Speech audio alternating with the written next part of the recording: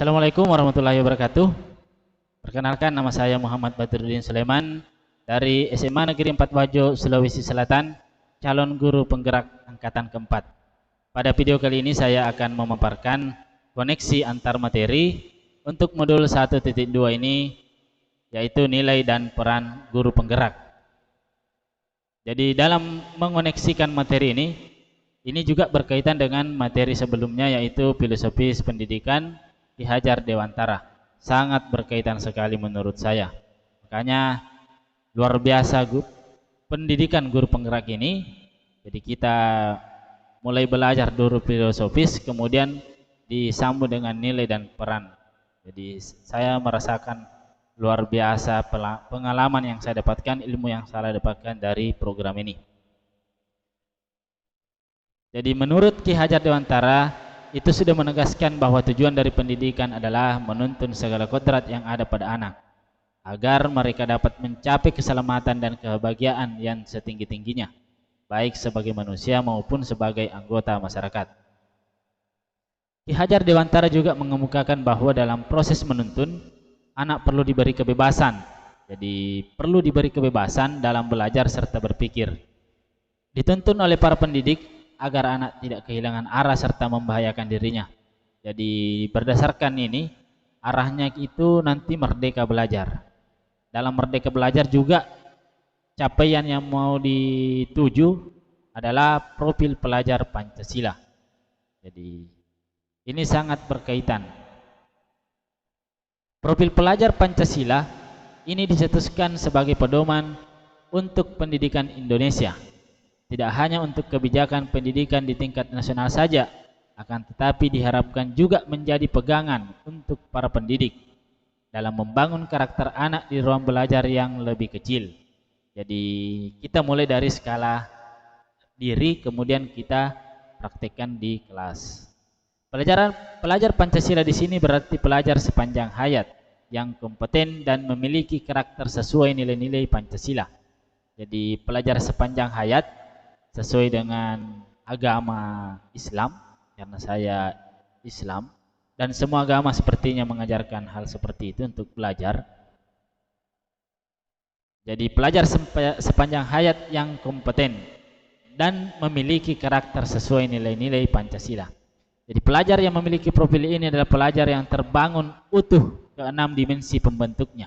Jadi ada 6 dimensi untuk membentuk profil pelajar Pancasila tersebut, yaitu yang pertama, beriman bertakwa kepada Tuhan Yang Maha Esa dan berakhlak mulia, mandiri, bergotong royong, berkebinekaan global, bernalar kritis, dan kreatif. Keenam dimensi ini perlu dilihat sebagai satu buah kesatuan yang tidak terpisahkan. Apabila satu dimensi ditiadakan, maka profil ini akan menjadi tidak bermakna. Jadi satu saja yang tidak dimiliki itu sudah menjadi tidak bermakna, karena ini saling berkaitan. Untuk bisa mewujudkan profil pelajar Pancasila tersebut dibutuhkan pendidik yang terampil dan berkompeten sehingga mampu berkontribusi secara aktif dalam mewujudkan profil tersebut. Oleh karena itu, guru seharusnya dapat menjalani peran sebagai, jadi ada perannya juga guru di sini. Yang pertama, menjadi pemimpin pembelajaran. Jadi sebagai pemimpin pembelajaran. Kemudian menggerakkan komunitas praktisi. Jadi ini perannya guru penggerak. Jadi kita harus bisa menggerakkan komunitas praktisi. Kemudian menjadi coach bagi guru lain. Jadi ada kolaborasi di sini. Kemudian karena menjadi coach itu mendorong kolaborasi antar guru. Kemudian mewujudkan kepemimpinan murid, melatih muridnya untuk menjadi seorang pemimpin. Karena 2045 itu merupakan generasi emas yang sekarang. Jadi ini yang paling utama, mewujudkan kepemimpinan murid. Jadi ujung-ujungnya adalah kembali yang berpihak kepada murid. Dalam melaksanakan peran tersebut tentunya dibutuhkan juga nilai-nilai yang dapat mendukung peran itu. Jadi ada nilai yang bisa mendukung peran tersebut. Kehadiran nilai dalam diri seorang dapat berfungsi sebagai standar bagi seseorang dalam mengambil posisi khusus dalam suatu masalah.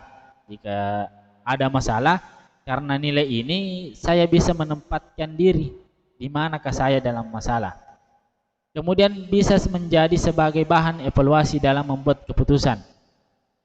Kemudian bisa berfungsi sebagai motivasi dalam mengarahkan tingkah laku individu dalam kehidupan sehari-hari.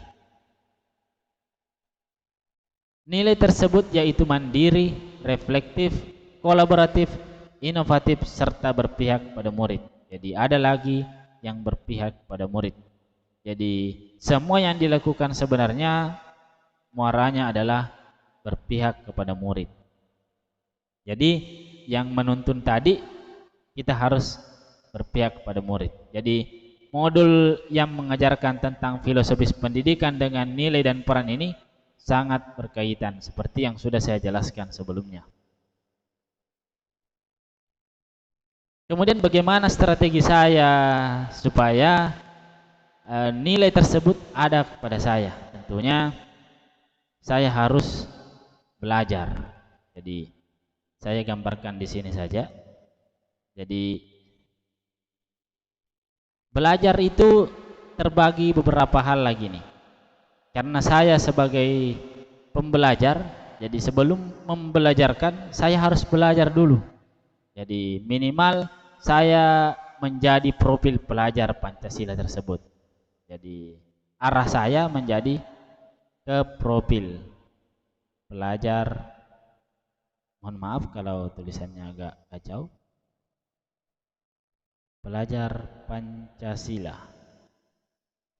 Jadi saya dulu yang harus menjadi pelajar Pancasila. Saya harus beriman, bertakwa dan memiliki karakter sampai yang kreatifnya tadi. Karena menurut saya menjadi contoh itu lebih bagus daripada memberi contoh. Jadi kalau saya sudah menjadi contoh, itu sangat bagus karena satu tindakan itu lebih baik daripada 1000 perkataan. Jadi saya harus belajar menjadi pelajar dengan profil pelajar Pancasila. Belajar apa selanjutnya? Jadi saya harus belajar sedikit demi sedikit tentang psikologi anak. Ini berkaitan dengan mengenali siswa, menggali kodrat alam siswa. Jadi saya harus belajar karena saya bukan background dari seorang psikolog. Jadi minimal saya ketika sudah belajar mengorek informasi itu bisa saya terapkan. Berikut saya harus belajar menggunakan perangkat IT. Tuntutan zaman anak sekarang itu lebih terpengaruh dengan adanya gadget, smartphone. Jadi anak-anak itu lebih senang menggunakan gadgetnya daripada membuka bukunya. Jadi mulai dari bangun tidur yang paling pertama dicari itu adalah HP-nya siswa. Jadi bagaimana saya sebagai guru, saya harus memanfaatkan teknologi tersebut tentunya ke arah yang positif. Karena teknologi ini terbagi dua lagi. Ada yang mengarahkan ke positif, ada yang bisa mengarahkan ke negatif. Dan disinilah perlunya guru untuk menuntun. Karena ketika sudah mengarah ke yang negatif, ya jadi seorang guru bisa mengarahkan. Itu tadi yang seperti saya jelaskan sebelumnya, ini membahayakan diri sendiri.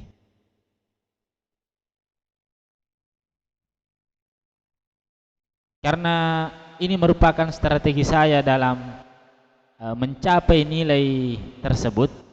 Jadi saya fokus ke belajar ini dulu. Dan ini sudah luar biasa kalau saya bisa menguasainya. Jadi terutama di psikologi anak. Di modul ini kita belajar bagaimana karakter ternyata seperti gunung es. Itu yang kelihatan cuma 20%, 80% itu ternyata masih terpendam, dan bisa saja yang terlihat sama saya sebagai seorang guru itu cuma bentuk perhatian siswa saja. Jadi karakter aslinya itu belum digali. Nah, inilah tantangan bagi saya bagaimana mempelajari ini. Jadi harus dengan bahasa yang baik, karena baik menurut saya belum tentu baik menurut murid saya. Tentunya dengan mempelajari ini lima nilai tersebut, mulai dari mandiri, saya harus bisa mandiri mempelajarinya ini. Bagaimana mandirinya? Ya minimal mencari informasi, kalau ada pelatihan insya Allah saya bisa mengikutinya. Kemudian siapa saja sih yang bisa mensupport seperti ini? Tentunya saya butuh keluarga. Jadi alhamdulillah keluarga sangat mendukung. Jadi support keluarga. Kemudian ada teman. Ini motivasi dari teman setelah keluarga. Itu saya sangat butuhkan. Kemudian saya bahasakan di sini pimpinan saya. Jadi semua yang berbentuk pemimpin bagi saya butuh dorongannya, saya butuh arahannya, karena saya masih status mau belajar, tentunya saya harus berguru. Kemudian kepada masyarakat. Masyarakat ini sudah semua lini. Jadi saya bisa bertanya langsung kepada orang yang bisa terkait pelajaran ini. Jadi ketika saya menemui jalan buntu, minimal saya kembali ke sini. Jadi inilah tempat yang saya harapkan. Jadi kalau teman, alhamdulillah banyak dengan mengikuti program ini, bisa banyak teman untuk berbagi pengalaman. Teman guru, banyak guru saya yang juga menjadi teman sekarang, menjadi rekan kerja. Jadi didukung oleh hal itu, saya merasa bisa untuk menerapkan dengan strategi ini belajar. Jadi tidak ada yang selain belajar.